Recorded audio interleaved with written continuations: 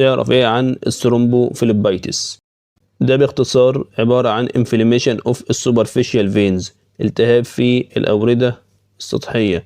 طب ايه الأعراض بتاعته؟ السيمتومز اللي بتظهر على المريض، بتلاقي فيه redness وهوتنس وسويلنج، بتلاقي فيه احمرار وتورم، كمان بتلاقي فيه مايلد أوديما نتيجة تجمع السوائل مكان تركيب الكانولا، كمان برضو بتلاقي فيه بالبيشن وتندرنس اوفر الافكتد بين، بتلاقي فيه ألم شديد جدا مكان تركيب الكانولا أعلى الوريد.